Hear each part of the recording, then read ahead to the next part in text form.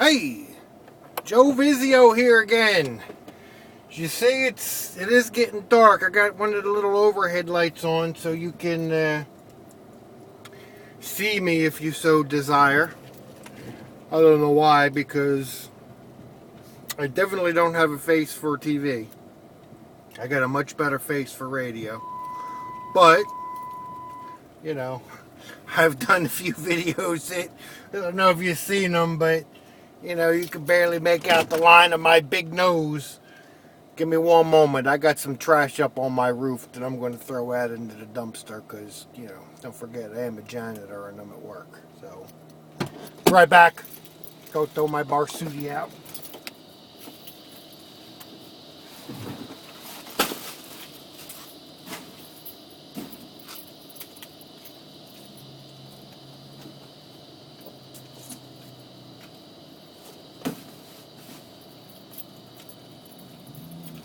All right, here we go. Here we go. See, that didn't take long.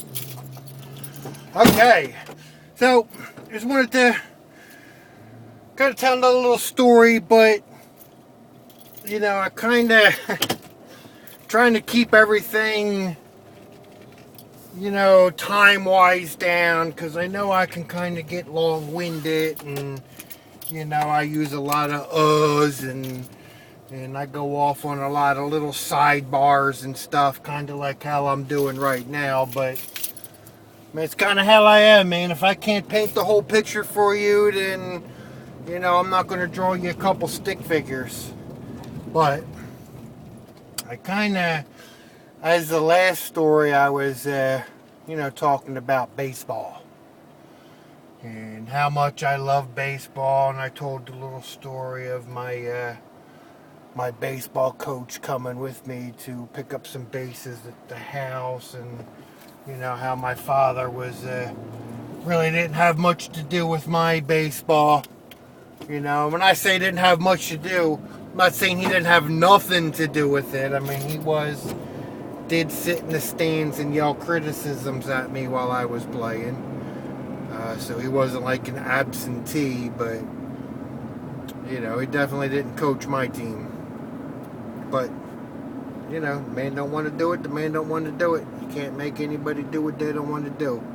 And that's exactly how he would say it. But I kind of wanted to touch back on this again, just to, because I kind of got to hammer a point across.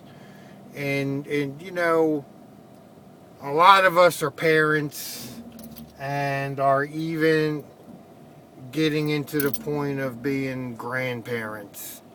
You know, I'm 42 years old. You know, I have 3 kids.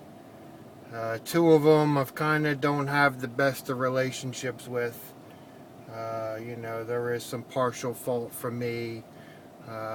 There's a lot of parental alienation, which, you know, through the whole divorce era, which kind of really picked up at the time when I was a kid and kind of hit all of my generation as young adults. And you know, you can see all the horror stories. Just, you know, you get online, you'll find something. But anyway, you know, as I have you know, 2 older kids and now a younger child, you know, it's kind of things that you want to watch what you do.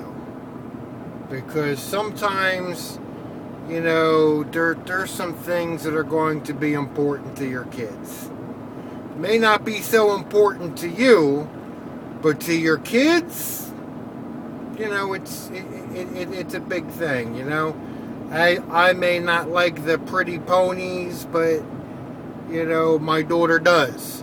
And when she wants to tell me about the pink princess pony and stuff like that, I need to sit down and I need to listen. And if I have to, I'm going to braid some pony's hair and comb them and play and do it because it's important to my daughter. So having said that, just kind of watch what you say and what you do when it comes to issues like that. And here's my story. as I've said, I was a big baseball fan. I was a huge Phillies fan. That was my, especially when I was growing up as a kid. I was one of them that walked around with a plastic Phillies batting helmet on all the time, and I went to school dressed in a baseball uniform, and that was really important to me. And through the long tradition of the Phillies baseball history that I've been privy to watch, there really hasn't been a lot of success. As I said before, and from the time, kind of starting in 2006, they really picked it up and made a run, but 2007 up to 2012, if you were a Phillies fan, you got a good treat. You got some really good baseball for them years. But during that time, it was 2008, and the Phillies had just made the playoffs the previous year, the first time since 1993 that they had been able to take part in the playoffs.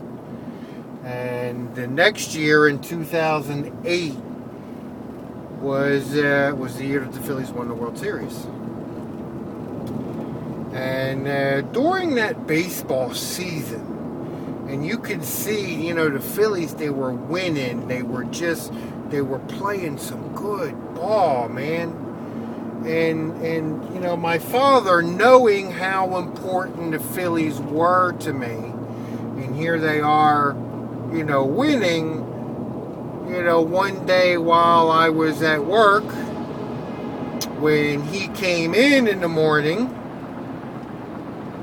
it's the first thing I wanted to do was, greet my dad at the door. Hey, Dad, did you see that game last night? I mean, that was just awesome. And he looked me dead in the eye. And I remember the auto mechanic was there, and he was my friend. And he looked me dead in the eye, and he said, and I quote, "The Masters is on. The Phillies are a fart in the wind to me." I mean, you talk about being deflated.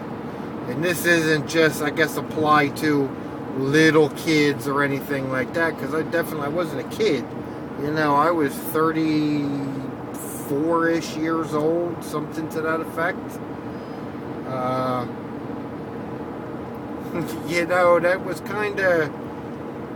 was kind of harsh. That really shows when I say the words, mine, mine, me.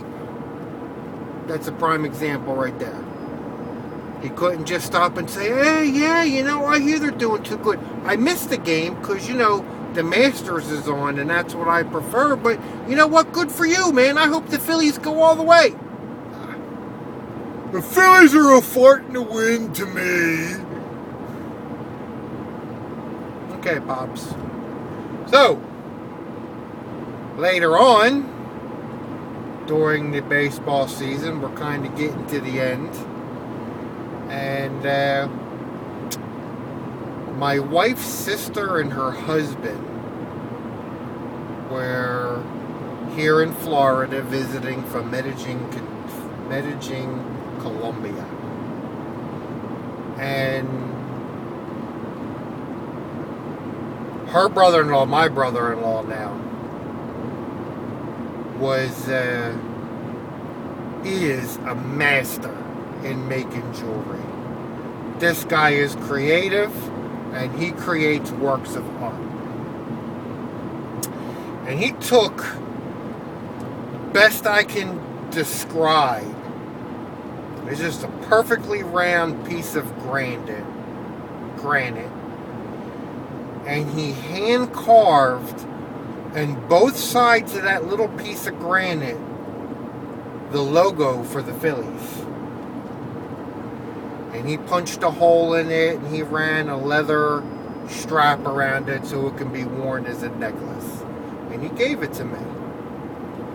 I mean, that was just, awesome. that was by far above and beyond one of the most thoughtful things that anybody could have done. I still have this piece of jewelry. I have it hanging in my little man cave room because it's a special thing to me. But the day after he made it, I had that thing around my neck and I wore it to work. And I wanted to show my coworkers because we kind of, had a baseball rivalry there, man. There was, one guy was a Cubs fan, and these other guys were Mets fans, and we had Yankee fans, and so we were competitive. And I understand baseball isn't the most popular sport anymore, but to that little group that we had there, we had a good rivalry going on between each other. Betting cheeseburgers and french fries on games and stuff like that. Really enjoyed that. But anyway, I wore this necklace in because I wanted to show my coworkers, and yes, as stupid as I wanted to show my father. So again, here I was, waiting by the door that led up to the steps to his office, like a fucking dumbass puppy dog waiting for his owner to come home. And as soon as I seen him come up there, and I pulled that thing out, Dad, man, look at this. And he looked at it and he said, "Oh, that's gay."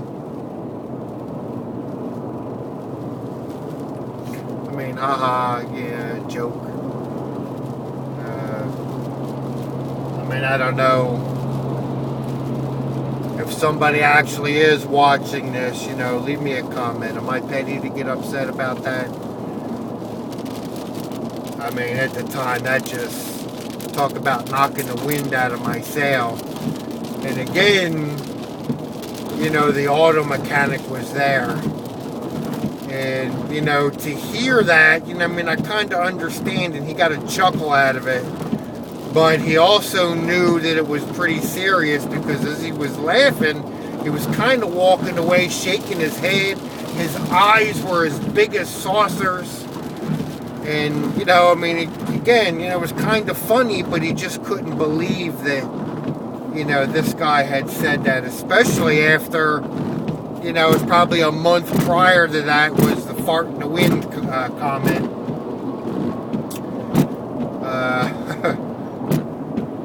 And I just, I put that thing back in my shirt, and I put my head down, and I went back to work.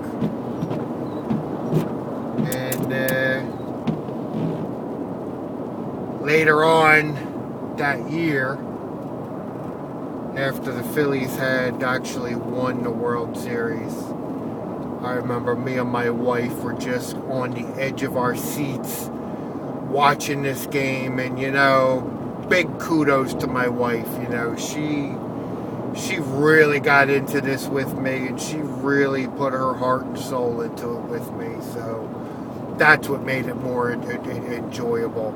And as a matter of fact, as the Phillies were coming down to their last few pitches of that game, and the phone rang, and it was my father, because he just wanted to say, "Hey, son, the Phillies won. We did it. I've been there the whole time with you." I didn't even want to talk to him. I was just more into celebrating with my wife. I did answer the phone out of courtesy. I remember I was kind of tearing up a little bit, because this is a big thing to me, man. I've been waiting to see the Phillies win a World Series since I was a kid. And then the last time they won in 1980, I was, 7 years old. I really didn't enjoy it. I didn't even get to watch the whole game, as I think I had a bedtime. And, I remember waking up and seeing a newspaper that said in big letters, "We win." But, I never got to see that. So, we're talking 28 years or so I've been waiting for that to happen, and it was happening. I was kind of choked up. And he answered the phone. He's like, "Oh man, are you seeing this?" And